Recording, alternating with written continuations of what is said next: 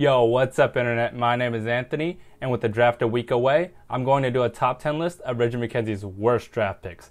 Keep in mind, you have to be a 5th round pick or higher, and what you did for the Raiders matters a lot more. If a player does well on another team, that doesn't matter. And also, the round you were drafted on matters a lot. If a 1st round pick fails, it's a lot bigger deal than if a 5th round pick just makes the team.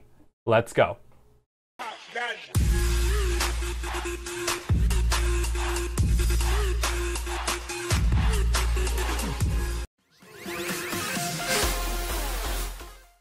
At number 10, we have defensive tackle Jack Crawford.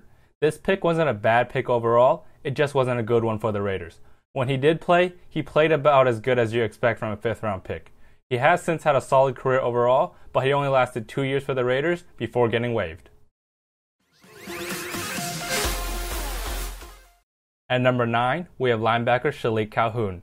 I don't like to put too much credence on a rookie who has only played 1 year, but Calhoun was pushed around last year. He was supposed to be the 3rd edge rusher after Mack and Irvin, but it didn't seem like he was able to accomplish anything. He is just a rookie, so we'll cut him some slack. He really needs to get stronger and be an edge rusher that he can be this year. At number 8, we have Jihad Ward, defensive line. He's another rookie, but this one was even worse. He was pushed around and didn't record a notable stat in games, despite playing a lot of snaps. He was supposed to be athletic, but needed experience. He didn't look too athletic and didn't provide any pressure. Again, he was a rookie, so maybe a year of experience in a full offseason will help him reach his potential.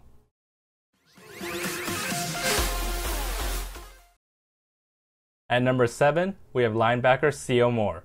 C.O. Moore looked fantastic his rookie year, but it all went downhill from there. He has the talent, but plays out of control. It seemed like he was never disciplined, and Jack Del Rio had enough of him. If a coach was ever able to keep him under control and discipline, Moore could end up being a very good player.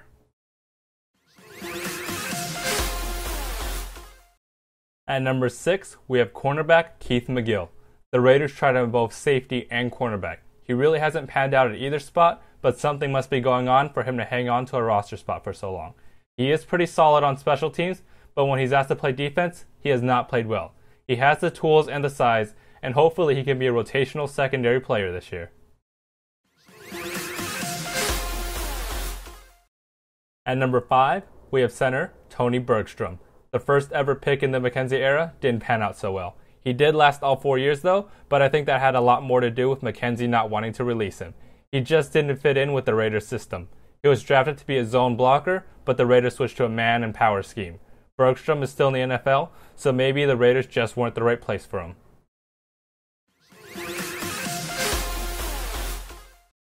At number 4, we have offensive tackle DeAnthony Watson. He was a freakishly athletic offensive tackle who always looked like a true tackle. The problem was, he kept on getting hurt. He showed the talent that made him a 2nd round pick, but he could not be counted on.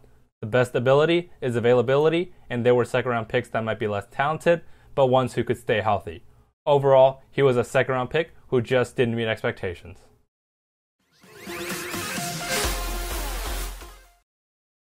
At number 3, we have offensive guard John Feliciano.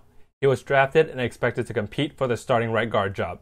Then, the Raiders signed Kelechi Osemele and he was relegated to a backup.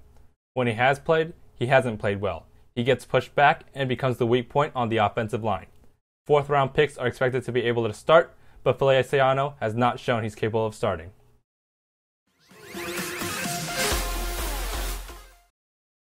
At number 2, we have cornerback DJ Hayden. Right or wrong, he will be judged based off the fact that he was a 1st round pick. He was a good athlete and had everything you want in a cornerback. The problem is, he didn't play well. He always panics and holds or gets called for pass interference when the ball's in the air. Leaving for Detroit might be the best thing to happen for both sides since he won't be expected to play like a 1st round pick.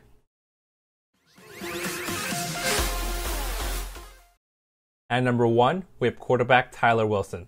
This is by far the worst pick in McKenzie's tenure. He was a quarterback, so I'll give McKenzie some slack for taking a shot at a quarterback. However, he hasn't even made an active roster, let alone the Raiders roster. He was a 4th round pick who was expected to compete for a starting job at some point. Instead, he didn't even make the team out of camp and hasn't even taken a live snap in a regular season professional football game. So there you guys have it, my picks for McKenzie's top 10 worst draft picks. What do you guys think? Put them in the comment section below. and thanks for watching.